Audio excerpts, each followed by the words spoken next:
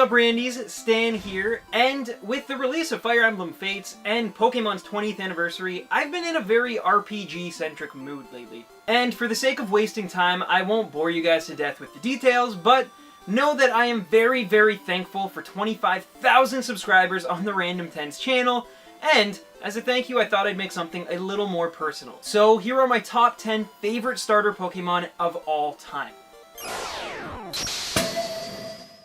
At the beginning of every new Pokemon adventure, you're given a choice, and whether you go with fire, water, or grass, for the most part this decision is going to claw, splash, or squirm their way into your heart until your journey comes to a close. These are starter Pokemon, and when it comes to the main series of Pokemon games, it's these types of Pokemon who you form the greatest bonds with. Now, as many of you know, I'm usually the type of YouTuber who makes objective lists, and even though sometimes my opinions slip through, for the most part when I make a list I try to keep my own personal opinions and feelings out of it. But today this isn't the case. I'm going to be counting down my personal favorite starter Pokemon from the past 6 generations and trying to put them in order of which had the biggest impact on me. My only real rule is that I can't include more than one starter from each evolutionary line. Other than that, it's my list and I'm not pulling any punches. So without further delay, here are my top 10 favorite starter Pokemon of all time. Number 10. When I originally picked up Pokemon Ruby, I immediately fell in love with all 3 starters. But at the time, like many kids, I opted to go with the fire type, Torchic. As it evolved into a Blaziken, my admiration for this Pokemon only grew, and I was certain I'd made the right choice because let's be serious, who can compete with the pure awesome sauce that is Blaziken? Well, as I discovered during my recent playthrough of Omega Ruby, Sceptile can not only compete, but even surpass. Sceptile is my number 10 choice for one main reason, and that's its design. If Treecko is cool, then Sceptile is the straight up Fonz with its earthly color scheme and signature Leaf Blade attack. And yes, I know that Leaf Blade isn't exclusive to the Treecko line, but with arms like that it should be. Couple these aesthetics with a 105 base special attack stat and a 120 in base speed, and you have yourself a sleek swordsman who can destroy all your rivals before they can even say the word fire. Also, it must be said that of all the Gen 3 Mega Evolutions, Sceptile's is the best by far, as it gains the dual typing of Dragon. That's right, Sceptile is now technically a dragon, which only adds to its power and coverage options. There are 2 reasons, however, as to why I've placed this one so low on my list, and the first is that, admittedly, Sceptile has a lot of weaknesses and no immunities, which, although is your standard grass-type disadvantage, is made so much worse by the fact that Mega Sceptile actually takes out the obvious fire weakness, but adds in both Dragon and Fairy, as well as makes ice attacks even more super effective in a competitive battle. And finally, the only other reason for it just barely cracking the top 10 is because I only played the Gen 3 remakes a year ago, and simply haven't spent as much time with this starter compared to the others on this list. But I imagine that as I only keep growing as a Pokemon fan, so too will my love of this Hoenn badass. Number 9. From one final evolution right into another. I won't try to build up to this Pokemon because, let's face it, one image says everything you need to know. I think I should state right now that besides the Froakie line, I have never picked a water starter for any of my Pokemon playthroughs. It's not that they're bad. In fact, as you'll eventually see on this list, there's many water lines that eventually won me over as I grew up, and this is most definitely one of them. Feraligatr actually has the exact same base stat total as both Sceptile and Blaziken, but unlike those Gen 3 attackers, Feraligatr is much more balanced. Yes, it doesn't have a Mega Evolution, yet, but it more than makes up for it with only having the standard grass and electric weaknesses that accompany your typical water type, and having one of the most diverse pools of TM moves of any starter. In fact, of the 18 different Pokemon types, Feraligatr can learn moves that span 11 of these types, and more importantly can learn specific moves like Dig and Ice Beam that render its weaknesses as far less potent. The fact is, with an aggressive design and being the ultimate crocodile in adaptability, this Pokemon is almost perfect for any situation the game can throw at you, and that's good enough for the number 9 spot. Number 8. Look, I'll be perfectly upfront about this with you guys. You're not going to see many middle evolution starter Pokemon on this list. It's not that I hate them, in fact, many of them are great additions to any team, but let's be clear, middle evolutions in general get a raw deal every time. These Pokemon work so hard, but they're always overshadowed by their more adorable pre-evolutions or more powerful final forms. However, once in a while you get a very rare exception, and in my number 8 spot, that exception is Monferno. As I've already stated, as a kid, I loved fire-type starters, and so when I picked up Pokemon Diamond, it didn't matter what the other two looked like. I already knew that Chimchar was the one for me. And Chimchar was great, and my eventual Infernape pretty much took on the Elite Four single-handedly thanks to my childlike approach to battles. But through it all, the Pokemon I remembered the most from that playthrough was Monferno. I think this could honestly be because with its dual firefighting typing, I was able to plow through Gen 4's Gardenia and Maylene with no sweat. But then came the 4th gym leader, Crasher Wake, who has some really annoying water-type Pokemon. And at that point, the only truly viable Pokemon I had in my party was Monferno, because again, I was a kid and I played the let's overlevel my starter and not catch any other Pokemon game. This meant that I had to fight that friggin' Gyarados over 30 times before I finally leveled up to Infernape and claimed the Fen Badge. The thing is, I don't remember the actual victory with Infernape, but rather the incredible struggle that my Monferno and I went through just to move along in the game. After that, the rest of the playthrough was pretty much a breeze with my overleveled firefighting Monkey Man, but I'll always remember the struggles we had when he was just an adorable Monferno. Number 7. Before I continue with this list, I have one crazy important question for you. Do you like Mudkips? Sorry Blaziken fans, but like a ton of people out there, my favorite Hoenn starter is the cuddly water type. So why Mudkip and not Swampert, its final evolution? Well, to be honest, Swampert, although extremely good, was just never for me, and in terms of final evolutions of the Hoenn starters, it's actually my least favorite of the tropical bunch. But there's just something instantly appealing about Mudkip and its classic blue and orange color scheme that works for me. The Mudfish Pokemon isn't a powerhouse, and honestly, I can't even really explain why I like it so much, which is admittedly a pretty shallow choice. I suppose maybe it's because of the meme, but either way, this is just simply one of my favorite designs of the entire Pokemon series, and on an aesthetic level, I think it's everything that a starter should be. So congrats Mudkip on your number 7 spot on the list. You're not as badass as Sceptile, and not as important to me as Monferno, but hey, you've got an incredible design and an even greater legacy, and I guess even I can't ignore all that. Number 6. After a certain video I made back in July of last year, I've heard this Pokemon's name almost every single day since. I think many of you feel that I was just simply hating on this Pokemon because it's the popular thing to do. But the fact is that no matter how overrated this Pokemon poster boy gets, I will never ever hate it. You know why? Because Charizard is and will always be my favorite Gen 1 starter. I mean, how could this fire-flying type ever not make the list of any kid who grew up during Pokemon's world domination? It was the most valuable card, Ash's secret weapon in the show, and my absolute number 1 Pokemon in my only playthrough of Fire Red. In fact, I literally bought Pokemon X over Y because I saw the Pokemon Origins anime and immediately fell in love with the design for Mega Charizard X.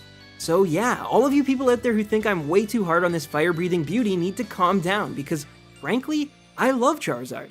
From its design, to its legacy, to the fact that it's easily one of the most competitively viable starters, with both Mega Evolutions having a 634 base stat total, and Charizard Y's frankly insane special attack. This is literally the Pokemon of champions, and yes, because it's so popular, many fans of the series, myself included, will occasionally rag on it. But in my case at least, it's always out of curiosity and never from a malicious place. Also, to like 95% of the 12-year-olds who commented on that video, Charizard is a lizard, not a dragon, save for one of his Mega Evolutions, and to be honest, because of how that fact still eludes so many players, I think that makes him all the more worthy of this spot. Number 5. As I mentioned in my number 7 spot, the middle stage of any Pokemon's evolution usually can't compete with its first and last, with the perfect example being the internet's favorite Gen 6 punching bag, Quilladin. Personally, I don't hate this design at all, but I understand why in a line that starts with this bundle of awesome and ends with this epic monster that it does sort of fall short. So what's an example of a starter Pokemon's middle evolution done perfectly? Enter Bayleef. Based on the Sauropod dinosaur family, this evolutionary lineup in general is so simple in its design, but also extremely memorable. I'll admit that putting Bayleef on this list is probably a symptom of my love for the one Ash had during his Johto journey, but Bayleef is so much more than that. The scent that this Pokemon emanates from the leaves on its neck is basically a super drug that has a positive effect on all of those around it. Along with its winning and cheerful demeanor, this also makes Bayleef the ultimate pick-me-up when you're feeling down. something I think many of us Nintendo fans could have used through some hard times when our interests were made fun of or put down from those who thought we were lame. Either way, I absolutely adore not only the way this Pokemon is so simply designed, but also everything it represents, and for that, and being the ultimate travel companion, Bayleef earns its spot. Number 4. I like Dark-type Pokemon. In fact, I would go as far as to say that Dark-type may be my favorite in the entire series. I mean, some of my favorite Pokemon of all time, including Umbreon and Houndoom, are Dark-types, and let's not forget about everyone's favorite Gen 4 Legendary. So you can imagine my excitement when I beat Lysander for the first time and my Frogadier evolved into the dual-typed Greninja. Now, I know at this point Greninja has become like the Gen 6 equivalent of Charizard, but before the character was announced for Smash, or before I had any idea that this covert ninja was hiding the OP ability Protein in its bag of tricks, I'd already done 2 playthroughs with Greninja, and I loved every single battle. With a base speed stat of 122, this ninja Pokemon lives up to its namesake, and is an absolute blast to battle with. On top of that, as I've previously stated, Shiny Greninja is one of my top 10 favorite shiny Pokemon of all time, and I'm the type of guy who weirdly puts a lot of stock in a Pokemon's shiny design. But more than anything, Greninja just stands out amongst its entire generation, and finally gave us a lightning-fast water-type Pokemon with personality in a world where water starters are usually designed with defense in mind. And that's why this Pokemon is so important to me. I love battling with speed and fury, and Greninja offers players a fun and charismatic way to play with both. And for those reasons, and being one of the most versatile Pokemon I've ever had the pleasure of using in a battle, Greninja will always be my personal favorite water-type starter. Number 3. Throughout Pokemon's now 20 years of incredible gaming experiences, I've had the pleasure of being exposed to plenty of sassy Pokemon. From Ash's Charmeleon to Trico himself, there have been a few instances where a smug personality or design can eventually wear thin. But with this next entry, it never seems to get old. In fact, Snivy's attitude is so massive that it's the only Generation 5 Pokemon on this entire list, and in a pretty high spot to boot. But in all seriousness, Snivy makes it so high on this countdown for 2 reasons. Number 1 is the aforementioned smugness that accompanies this Pokemon everywhere it goes. When everyone was gushing over how cute Ash's Oshawott was, I couldn't help but grow attached to Trip's bratty Snivy. I have a feeling this could be because at the time of Gen 5's release, I was right in the middle of my angsty teenage years, and in many ways I was like Snivy to a T. However, the second and most important reason Snivy makes it so high on this list is because, in my mind, he was so appealing as a starter when compared to his Unova counterparts that I actually broke tradition and opted not to go with a fire starter for the first time since I was 7. We're talking through Pokemon Silver, Ruby, Diamond, Fire Red, and Soul Silver. Every single starter Pokemon I chose was that region's fire type, and it was finally this moody green snake that helped me see the light. Without Snivy, I wouldn't know how cool Sceptile was, and I wouldn't have even thought about Froakie when I finally got my hands on Gen 6, and as a Pokemon player who admittedly gets stuck in his nostalgia a little too much sometimes, Snivy was the refreshing cleanser I needed to help me get over my Gen 2 pseudo-elitism. So in a weird way, Snivy's smugness saved me from my own, and whenever I look back on Gen 5, I always think fondly of this green little jerk. Number 2. Perhaps I'm a weirdo, or perhaps I'm a hipster, but the runner-up pick isn't a very popular Pokemon. It's not hated on like Quilladin, but it's certainly not the immediate choice for best starter Pokemon. In fact, like the shy girl in school, I never noticed how beautiful this Pokemon was until after a few years had gone by, and I'd grown up a little more. And that, my friends, is a way over-the-top simile on why I think Torterra is such an amazing Pokemon. First off, that design is one of my favorites in the entire series. I'm not kidding. Before even getting into the meat of it all, just as a cosmetic thing, the coloring of this grass ground Pokemon is so much better suited than that lime green color Pokemon has a habit of forcing upon its grass starters. You couple that with the fact that Torterra's back is like a walking nature preserve that smaller Pokemon make nests in, and you can understand why this creature is known as the continent Pokemon. Now, most people assume that Torterra is simply a wall, a defensive beast that's only good for slowly sapping an opponent's strength, similarly to Ferrothorn, but they're so wrong. And side note, Ferrothorn is probably my favorite defensive Pokemon ever, but that's a whole different topic for another video. Anyways, the truth is that Torterra is an equal opportunity offending Pokemon, as its base attack stat is almost as high as its defense stat, with both being very good for a final form starter Pokemon. I finally got to use one in a recent playthrough of Pokemon Platinum, and I've gotta say that if you put a Shell Bell or leftovers on this monster, then prepare to conquer any opponent that gets in your way. So although it may not be as impactful to me as my number 1 or even number 3 picks, Torterra gets so much love because not only is it probably my all-time favorite starter Pokemon design, but it's also a solid pick for any serious team as well, with its dual typing and great stats. Although for some reason, I always thought it looked identical to Ankylomon from the Digimon sequel series. No? Just me? Alright, well then let's move on and end this baby. Number 1. Pokemon is the type of story that can oftentimes feel like wish fulfillment. We all want to be a champion of something. We all want to make a difference or save the world. And I think more than anything, we all want to know that as we grow up, we'll always have our best friend by our side. In the case of Pokemon, starters become like those best friends. The one companion that's beside you throughout your journey, through your ups and your downs, and through your growth as a person and as a trainer. And that's why I think that no matter who you are or whichever generation's your favorite, anybody who's ever played a Pokemon game at a young age will always have a special connection to their first starter. And for me, that companion is Cyndaquil. I don't think that Cyndaquil is the toughest or even the cutest Pokemon, and I don't even think it's the overall best starter Game Freak's ever designed, but this Pokemon is important to me.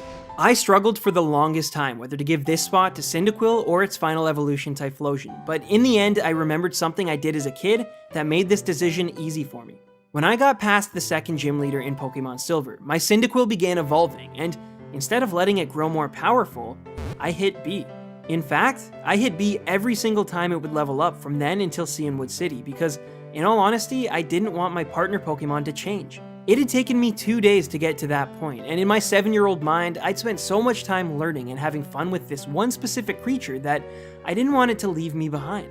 I know today this sounds stupid, and yes, eventually I let it evolve into Quilava so that I could beat Chuck, but to this day, I have still yet to press B purposely on any other Pokemon for reasons like this. I think now looking back, I did this because about a month before I received the game as a gift, I found out that my family was going to be moving. This would mean a new school and a new neighborhood, but most importantly to me, it meant saying goodbye to old friends. And so in a time when everything was changing around me and I had no power to stop it, I could hit B and continue to see my friend for as long as I wanted. And for that extremely sappy reason, and because Cyndaquil was the first Pokemon that I ever called my own, you better believe it's my favorite starter Pokemon ever.